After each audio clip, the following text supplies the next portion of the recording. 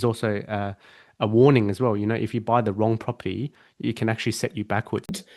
I've heard of some banks doing future income projection as well. So they'll look at your income, for example, in PGY1, but and they'll look at your income in PGY3, and they'll assess your capacity based on your PGY3. Currently, Vic and Taz are looking pretty hot at the moment. At about 4 years left of med to get through without any full-time income, and so I had to think creatively. Hello, everyone, and welcome again to another episode of Passive Income Doctor. Today, we have an interview with Leon Polychronopoulos, a medical student with impressive three-property portfolio. Welcome to the show. Thanks, Dan. Yeah, it's great to be here. I've been a long time listener on the podcast, and so I'm excited to be on the other end of it. Yeah. Do you want to tell the audience about your background and what your current day-to-day life is like? Yeah, yep. So I'm 27. I grew up in Bendigo, moved to Melbourne to do pharmacy at Monash for 4 years, and then I got into postgrad med, and now I'm in my final year doing my pre-internship rotation in the hospital, and I've got about 1 week to go, so it's very exciting. And in general, just about me, I like to keep active in the gym, love to travel. I took a gap year in 2023, where I did a snow season in Canada and backpacked around Europe and had the time of my life, because I knew what I was getting into next year with full-time work. Yeah, awesome. And tell us what made you kind of, change from kind of pharmacy towards medicine. Yeah, so I had always done, I had always wanted to get into medicine. And so I guess it was a bit of perseverance. And I thought pharmacy was the next best backup option for me, to provide me with the best foundation on knowledge about medicines. It was an extra year than the traditional biomed that everyone else did, but yeah, I thought that would hold me in better stead and a better backup option as well for career wise if I wasn't to be successful getting into postgrad entry. Yeah. And that is true. I think I'm trying to think in med school, yeah, there were a couple of people from pharmacy and they were like really smart ones, knew about the medications and yeah, that's excellent. Um so let's backtrack to kind of like childhood because often we kind of learn things about money either from parents or people around us. What was discussion around money like when growing up and how has it influenced you, your mindset around money and investing?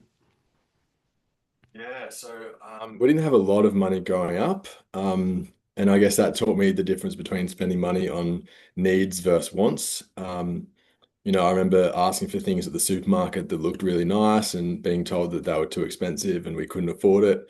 And I remember being embarrassed to take food to school that had special stickers on them, for example. But later on down the track, I realized that that's actually a financially wise decision, and um, I guess that's helped me have a better relationship with money now.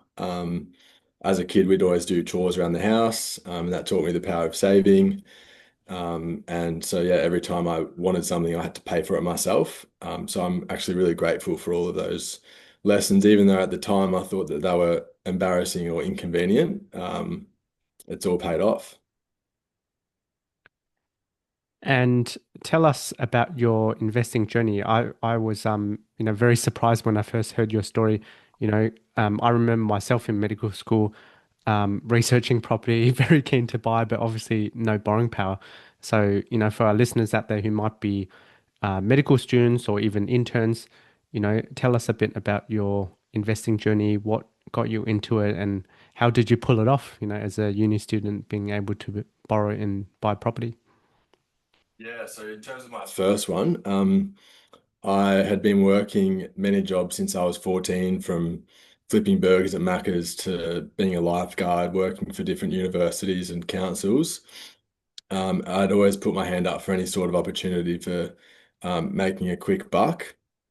But the issue I had when I wanted to buy property, which is really from when I was 18, was my borrowing capacity because I was a uni student. I never had a full-time income, but I had all these savings. And so I'd asked about, 5 to 10 different banks over the years, and they all said no, because I required that those full-time pay slips until one finally came to the party and were able to annualize 6 months of my casual income.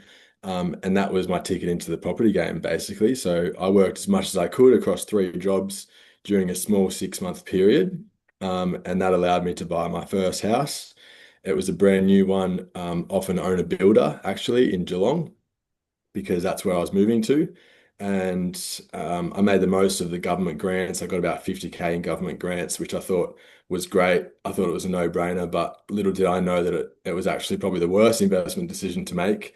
I was sold on the concept of depreciation benefits and being able to own a house in the suburb that I lived in, because I didn't know what rent vesting was. But turns out, yeah, it was actually the wrong suburb, it was the wrong asset, and the wrong time in the cycle. Mm. Um, so yeah, When did you purchase this one? this would have been in 2020. 2020. Okay. Yeah. So it might have. I think Geelong went through a bit of a run, 2016 to 2019 or something like that. Yeah, so it was Yeah. probably late to the party a bit. Yeah. Yeah. And how did you go about, selecting this property? Like, did someone sell you on this idea, or did you kind of just look on realestate.com, or how did you choose this one? Yeah, so it was purely just me and my emotions. Unfortunately, I didn't have any guidance or education at this stage. And so I was looking on real estate. I was comparing some established homes um, that looked a little bit worse for wear, and I was a bit more concerned about having to do work or Mm, to them or finding a dud. Whereas I found this one had just been built brand new. I thought you couldn't go wrong. Um, and it also meant that I was able to get an extra home builder grant from okay. the government, because it was during COVID that time. It was like a COVID home builder boost, that I otherwise wouldn't have been able to get. So I think the decision really was because I got a free 20K extra out of Yeah. it. Yeah.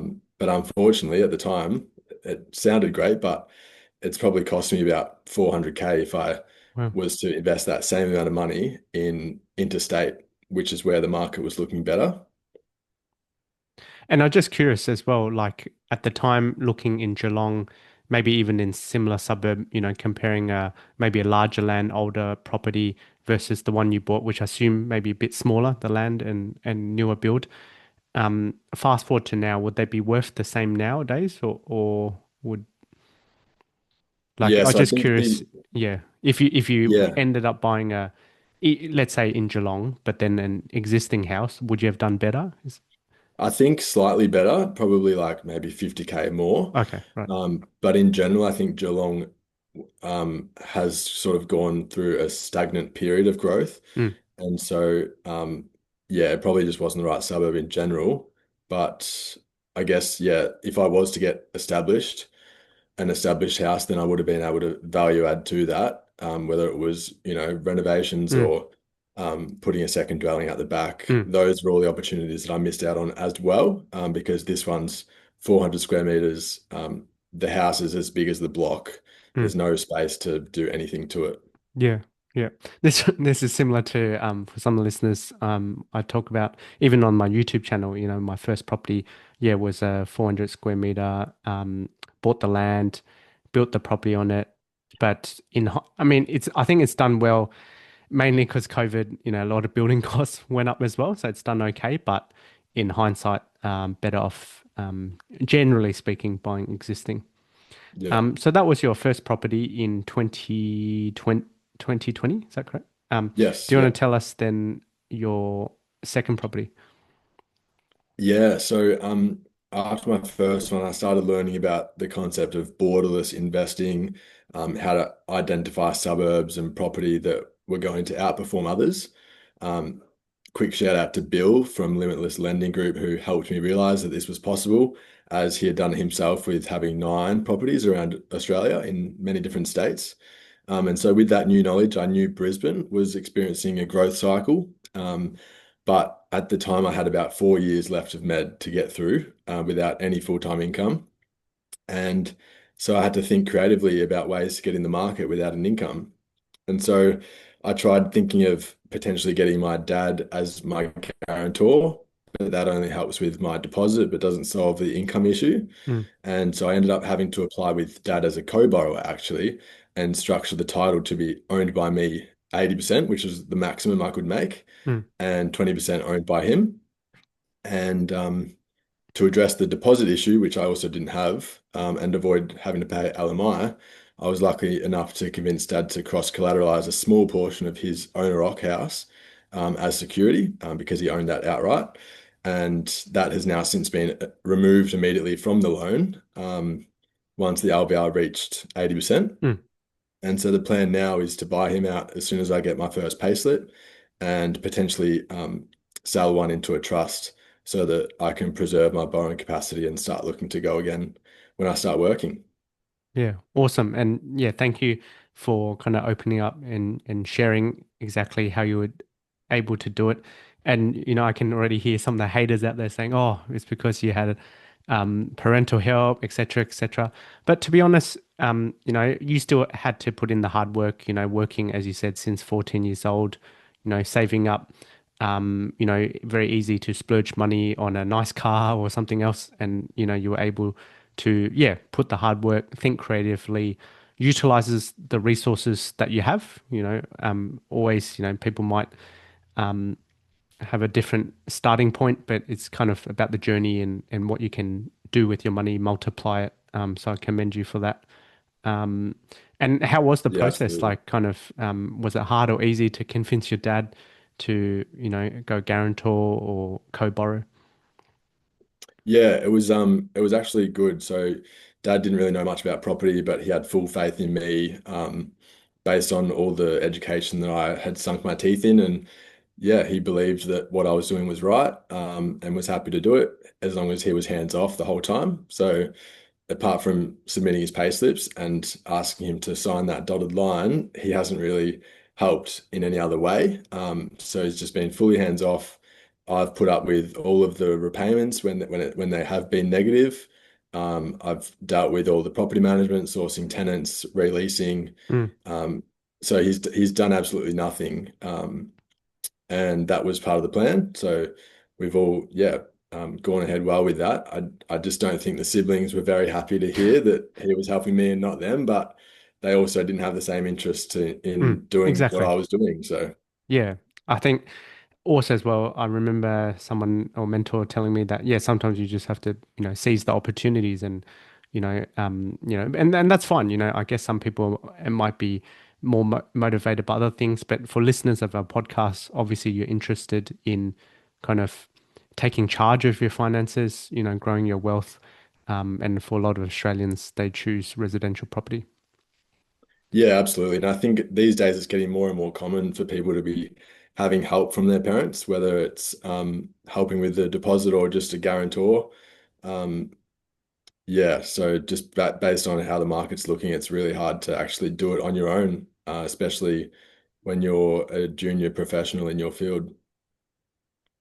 So that was your second property, which you went kind of co-borrow 80% yourself with your dad. Tell us then about your third property. Yeah, so that's probably been the best investing success to date. And that was in WA in 2022.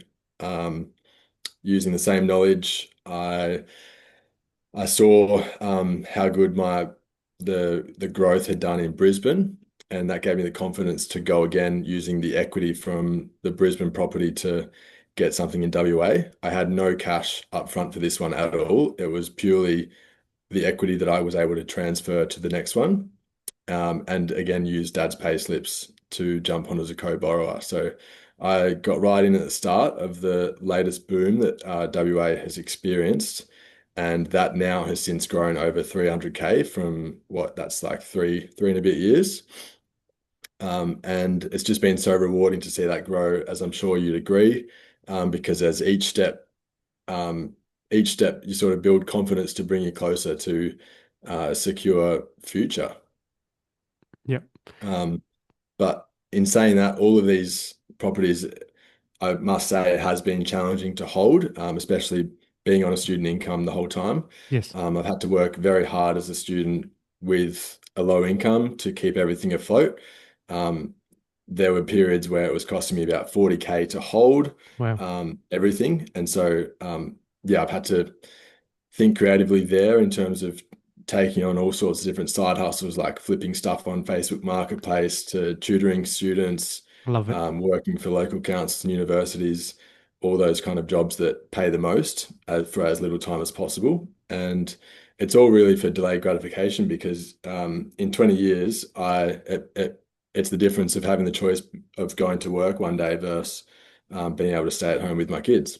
Mm, definitely. And it's really good that you're kind of already thinking ahead and yeah, delayed gratification, I think is very important. If you don't even do the savings in the first step, then there's no savings to go and invest. Um, Yeah. do you want to share with us some of the numbers? So in 2020, you bought in Geelong. What did you purchase that one for? Yeah, so I bought that for 618. Yeah, and what would it be worth today at time of recording, end of 2025? Yeah, it's about 700 now. Okay. So 5 years, not even grown over 100K. Yeah. Compared Yeah. to the others, it looks pretty bad. Yeah, yeah. And I guess also as well, some people, I have a few doctors that tell me about, a property they bought 10 years ago and now it's worth the same. And then they're like, oh, I'm break even. But if you account for inflation and stamp Yeah. duty and holding costs, you're actually quite behind. And I think this is also a warning as well. If you buy the wrong property, it can actually set you backwards. Some people think, oh, it's just buy any property and it'll grow up, which is not true. Um, Yeah, and then you think of opportunity cost as well. It's like if you mm, have invested that elsewhere, then that's a cost as well that you technically haven't considered. mm. And tell us about the Brisbane one. Was that Logan or Ipswich or No, it was in Redcliffe actually, Redcliffe? Yep. Moreton Bay. Yeah. So I think I overpaid for that one at the time because Mm. the market was already quite Yeah. hot. Yeah.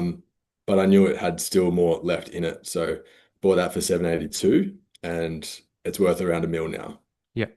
Nice. So up like probably like almost 30% in you bought it 2021, is that right? Uh, yeah, yeah. Yeah, so up about 30% or so in 4 years. So that's pretty good. And what's the rent on that one now?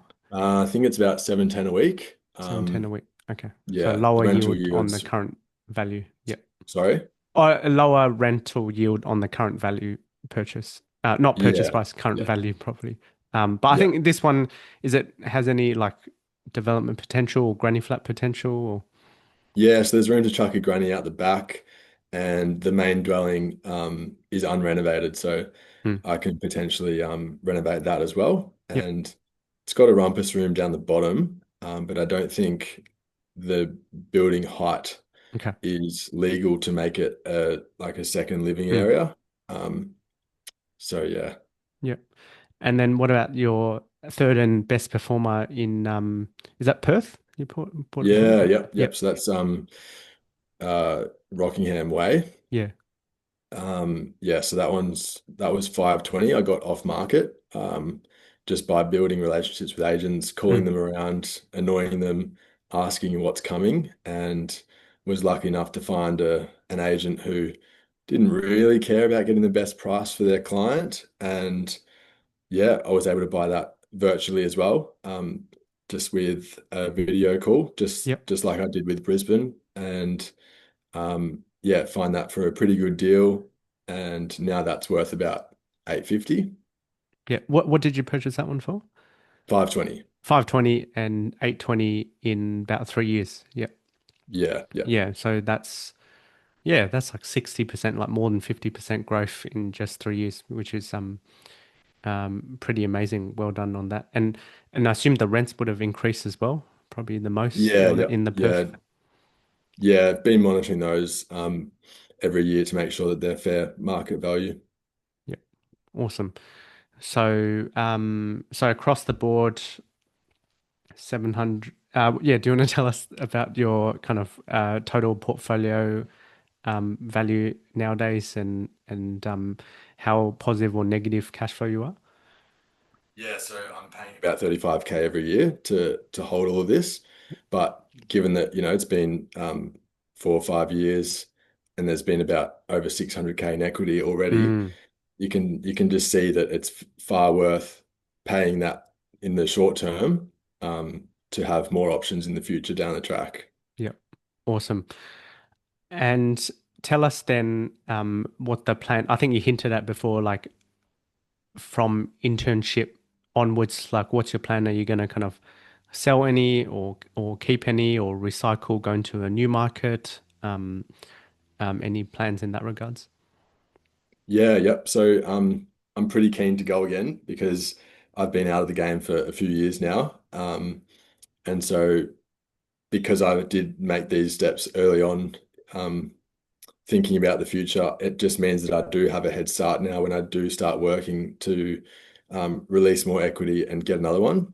But I've learnt more about the right way to structure your assets in terms of building a portfolio. And so I know that as soon as I start working, based on my loan balance, I will already have been at my max borrowing capacity. Right. And so that's going to be another roadblock when I start working, which means I need to pivot and rethink my strategy, which currently I'm thinking of potentially selling one into a trust or to someone else. Um, and that trust is what I would make. And therefore, if it is, once it is positively geared, I can then wipe that clear from my borrowing capacity and mobilize some more lending, hopefully. Um, and yeah, look in the new markets, which currently Vic and Taz are looking pretty hot at the moment. But yeah, we'll have to see in a few months' time. Yeah. A hot tip for our listeners as well. Um, all right. So any kind of so tell us for our listeners that are kind of looking to do it themselves, is there any kind of traps to avoid or, any kind of advice for them on how to start investing, property investing? Yeah, absolutely. So I think I'm a big advocate for getting into the market as early as you can, just to optimize time being on your side, especially if you're young. It surprises me how many times I meet people who think that they can't get a loan right now and haven't actually spoken to a broker, and then once they do, they realize, oh shit, I can actually get something right now. And people don't even know about it. So and then other people might say like, oh, I just need to keep saving and then I'll get something. But you can't actually outsave the property market. So if you've got enough there, you may as well use it because right now, there's suburbs in Melbourne right now going up by 70K in just 3 months' time. Mm, Um, I'd also say that like you don't need to wait for any sort of big life events to before getting into property. Um, you don't need a buyer's agent either, or necessarily a full-time income. If you can think outside the box with ways to get a loan, and exploring different avenues for, parents helping out. But yeah, I think that you can do it all with property. And yeah, you can still make time for studying on the side if you're doing any postgrad studies. You can still make time to travel, and enjoy your life while you're having your money work for you, with property in the background rather than the reverse and seeing the market go crazy mm, and you've missed out on that growth. mm. So yeah, all you need is a bit of risk appetite and hustle. Yeah. So I think this is very inspiring because I know a lot of listeners might be, yeah, kind of medical students or junior doctors in training. And I talk to a lot of them, and some of them go, oh, I'll just wait till I'm a consultant or finish my fellowship exams and then I'll Oh start goodness. investing. But, you're missing out on a lot of time and growth. And yes, sometimes during junior doctor years, even myself, I found it very difficult to make the time, but I decided to make the sacrifice at the time, maybe hobbies reduced at the time. But, once I purchase a good asset, then that's growing in the background. And one thing for myself that I did to try and get me through some of the difficult times was, after a property purchase, I would go on like a short holiday, maybe even a domestic holiday, just to, treat myself and yeah, I think, kind of help you also remind why you're doing this in the first place as well. Yeah, absolutely. Yeah, as I mentioned, I took a gap year halfway through my med degree, and that was 2023, and blew my all my savings. I worked in Canada on minimum wage on the mountain, but Mm, I spent about 30K backpacking for 7 months across Europe. But during that same time, my portfolio had gone up over 100K, so mm. it wasn't so bad. Um, Yeah. Yeah. And yeah, I guess because if you did it the opposite way, like your first 30K and if you blew it all, then, you have to start again from scratch, but you have the property portfolio growing in the background. Yeah, absolutely. And in terms of actual theory for selecting properties, a lot of people say like, yeah, but like, how do you know where to actually invest? Mm, And so there are five key things that I like to think about and tell people when they ask me that. And essentially, to find those properties, you look at a few data metrics. The first one that I look at is days on market. And so you can compare the trend of the days on market 12 months ago to today of a suburb. And if that trend is going down, um, and is quite low, less than say 40 days or something like that, you know that the market is getting hotter. mm, The other thing I like to look at is the land supply. So going on Google Maps satellite view, looking at the suburb that you're thinking of, and um, looking to see how much vacant land is around that suburb, or if it's all roofs of houses, then you know that there's more land scarcity, and that's going to push the prices up as well. Um, in terms of looking at the house itself, land to asset ratio is a good data point to look at. So basically making sure that there's high land to the house ratio, because obviously all the value is in the land. And so with buildings depreciating and the land appreciating, then you're more likely to have higher growth. Um, the fourth one I like to look at is owner occupier rates. And so um, all of the price growth with houses are driven by owner occupiers because they're emotional and they um, outnumber investors essentially. And so, as an investor, you want to look at suburbs to invest in that have a lot of owner occupiers in the area. It means that they have more money and they're more likely to spend in that region, which means that your street's going to get more looked after, but also owner occupiers will pay more for the other houses. So you'll have a higher resale value. yeah. And then Those the are, fifth one, oh, yeah. the fifth one is vacancy rates. So just future-proofing your investment, making sure that you'll be able to rent it out once you buy it. Having a low vacancy rates of about um, probably less than 1.5% means that you'll actually have tenants to rent it out to, and you're going to minimize your time where your investment property may be vacant. Mm. Y- Um, yeah.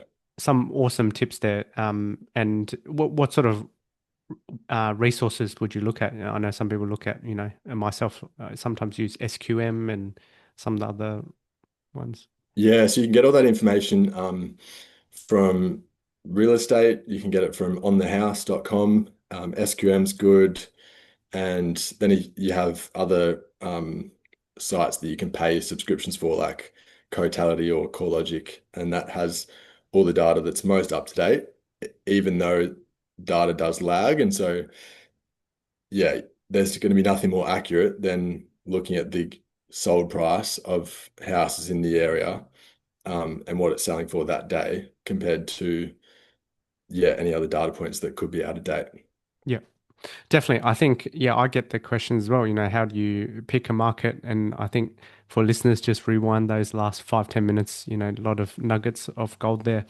Yeah, And the yeah, other thing I'd like definitely. to say Yeah. is with the more properties you own, I've learned that the bigger the game, the more like a game of chess it becomes, and that means that it's even more important to have the right team around you, such as a good mortgage broker, accountants, property managers, and building inspectors. Um, for example, an investment savvy mortgage broker who has built a property portfolio themselves can provide you better advice on the right structuring of your portfolio based on your goals, that will prevent you from capping out early.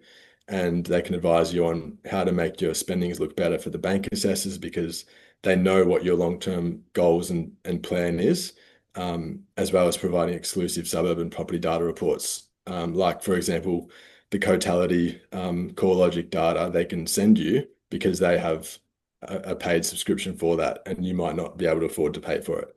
So, yeah, I'd suggest building a good team around you and sharing what your goals are with them so they can help you best because um, yeah, it's not really in your job description to know five other financial professions. So yeah, definitely lean on your team and build a good team that has done it themselves. They can provide you the best advice because right now, as a result of that, I'm facing a roadblock where next year I won't have any borrowing capacity because I didn't purchase in a trust, for example.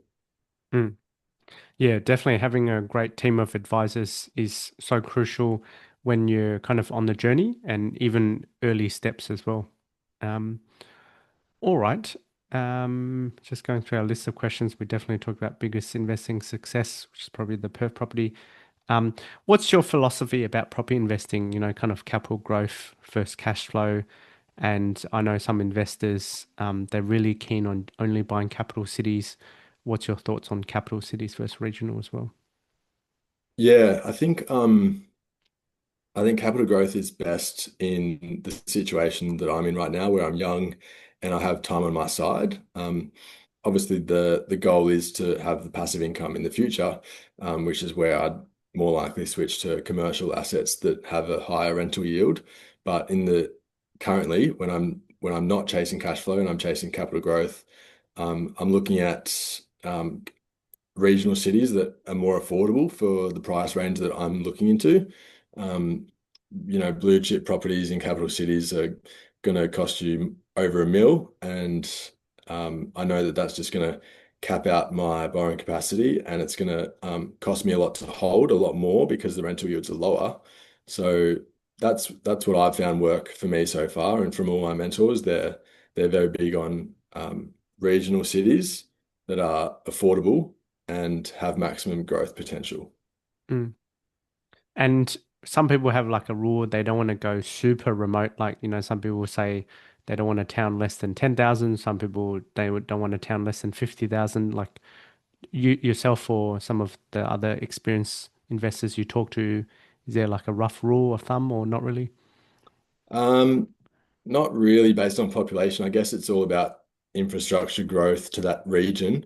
But anywhere, probably with over 100K people, will have significant demand for housing. And as long as it passes that test of the satellite view on Google Maps and there's not a lot of land around it that can be developed, I think you're pretty safe. And I also like to choose regions that are coastal because I just think everyone wants to live coastal and you just can't go wrong. All right. Any tips that you can share for when, you know, negotiating on a property? Yeah, I think it's important to learn what the seller wants and address their needs as possible, as much as possible, and aim for a win-win situation for you and for them. So finding out, if they need an earlier settlement, for example, because they've bought a house and they require the funds ASAP, then you can provide that and do everything you can to do that. You're going to look a lot more favorable than someone else who can only do a 90-day settlement, for example. Um, I also think it's important to understand the market. Data does lag, and so don't just go off the median value, but best understand the market by rocking up to inspections every weekend and looking at the sold section on real estate for similar houses. So if you're looking at 3x2s, look look in the sold section last 3 months, what 3x2s are selling for on the same land size. And that's going to give you the best representation of the current market value to make sure that you're not going to pay over. Um, so, for example, a good example recently where we've done well with negotiating is my partner recently bought a place in Frankston, which, as you know, is extremely hot at the moment. Days on market's something like 15 or something crazy. And we were getting outbidded by all these owner ocs that were snapping up these properties at auctions, and we'd rock up to an auction with a price in mind that's taken hours to think about and come to a decision on. And within the second bid, it goes over our max offer. And it was just really disheartening. And so we thought, how are we actually going to get into this market without having to go regional? And so the only way she had her offer accepted was to put in an unconditional offer 1 month before it was meant to go to auction with a large deposit up front. And we had to, because it was unconditional, we had to organize a building and pest inspection at our expense without the guarantee of actually getting our offer accepted. And that was enough to luckily get us over the line. Mm. Yeah. So yeah, sometimes in a hot market, yeah, you have to think, how can you present a strong offer and doesn't necessarily have to be the best price. Yeah, it might be terms, and in this case, unconditional, not subject to building and pests. Was it subject to finance as well, or? No, we got the approval from the broker to submit an unconditional Yeah. offer, Well, yeah. and that gave us the confidence to pull that card, and it paid off because the exact same house down the road went to auction on the same weekend that this one would have gone to auction for, and it sold for 30K more. So Mm, mm. not bad, instant 30K equity. Yes. Awesome.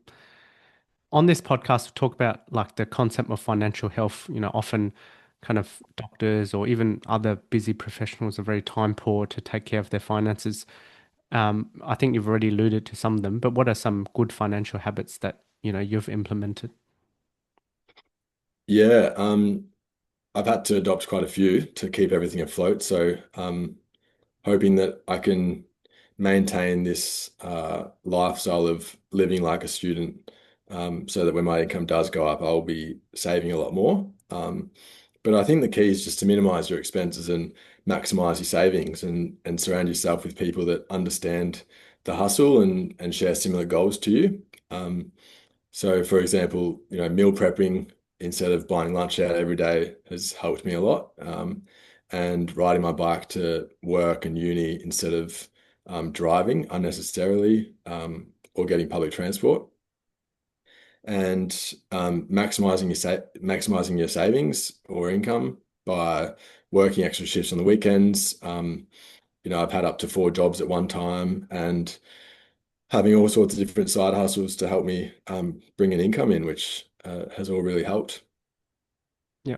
Some great tips.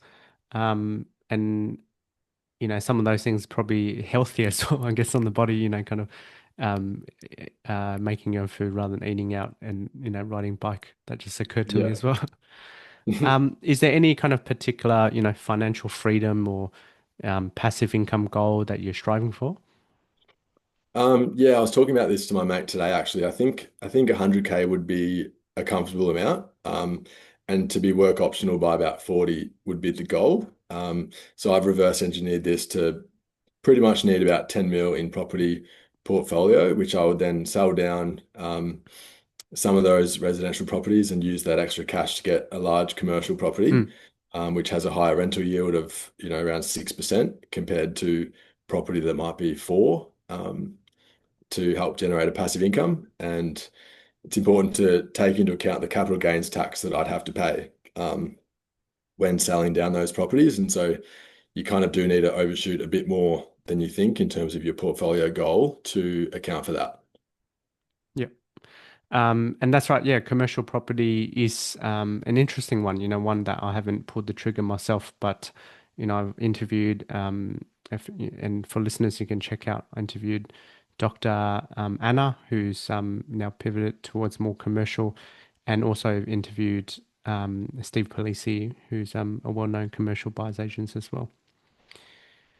So tell us about kind of what you're working on, and I'm sure our listeners already picked up that have a great mentor in regards to mortgage broking, and is it kind of inspired your own journey as well?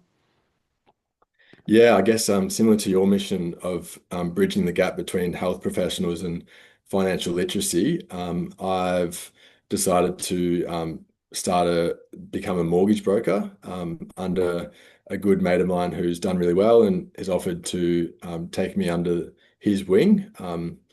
I realized that a lot of people in healthcare are too busy to learn anything about property or investing, and I'd like to help other healthcare professionals get home loans as a mortgage broker and do what we've been able to do and share everything I've learned along the way. Because I think having the right foundation from the start is really key to achieving what goals you want to do. Um, and having a good mortgage broker by your side will help you achieve that, by going above and beyond. And for example, comparing valuations on your current property portfolio from more than just one bank, but three or four, and taking the highest valuation. So then that allows you to have more equity available to borrow again. Um, and there are just so many other exclusive deals and discounts that healthcare professionals get access to that no one really knows about. And so I think it's a perfect opportunity for me to be able to provide that education and advice. So some banks are doing 35-year loan terms now. And it's important to choose banks that are accounting for 100% of your overtime, and make sure it's not shaved, because that can significantly reduce your income, as well as banks doing 95% lending with no LMI, which is absolutely huge because it just means that you need a 5% deposit to get into the market. And I've heard of some banks doing future income projection as well. So they'll look at your income, for example, in PGY1, but and they'll look at your income in PGY3, and they'll assess your capacity based on your PGY3 income, Wow. because they know that your income changes quite quickly, and it's not fair to be assessed on your low income in first year when um, you're going to be assessed on a loan that you're going to pay off over 30 years, if that makes sense, because you won't be on that low income in first year for the whole 30 years of the loan Mm, term. yeah. So is Yeah, so this there's I plenty assume of these are deals like available second. for healthcare professionals, and yeah, it's just all about having the right team surrounded by. Yeah. I was just curious, you don't have to say exactly which bank, but I assume these would be like smaller banks, right? Second or third tier lenders that take the PGY3 income when you're PGY1 or Yeah, I've heard of Westpac doing this, oh wow. but Okay. um, yeah, third tier lenders are obviously going to give you higher borrowing capacity, but it'll come with higher rates. Mm, So yeah. yeah. Excellent. Any closing thoughts or piece of advice for our younger listeners that are, looking to grow their wealth, grow their property portfolio? Yeah, just get into it. Everyone wishes they started sooner. So what are you waiting for? You can't outsave the property market. Start working on your deposit now. See what your borrowing capacity is. You might be surprised and come up with a strategy with an investment savvy mortgage broker for your next steps if you do want to build a portfolio. And if you can't do anything with your finances right now, then you still can do something, which is to get educated, soak up all the information out there. There's a lot of free resources out there, so that at least when you are ready to go, you aren't researching what a conveyancer does or where the next suburb is best to invest in. And I guess if you're listening to this podcast as well, good on you, because that's part of getting educated, and that'll only help in the future as well. Thank you. Finally, how can people kind of connect with you or find out more about what you can do for them? Yeah, so I've just created an Instagram called The Mortgage Doctor with an underscore at the end of it, all spelled out in one word. And I'm just going to be posting everything I wish I knew about property investing daily, and just being a vehicle for healthcare professionals to come to for advice and guidance around getting a house. Awesome. Thank you for coming on to this podcast and kind of sharing your experiences and numbers. And I think it will be very inspiring to our listeners from all ages, but especially some of our younger listeners, maybe earlier in their career as well. It's been a pleasure. Thanks, Dr. Dan. And to all our listeners, thanks again for tuning in to another episode of Passive Income Doctor. See you on the next one.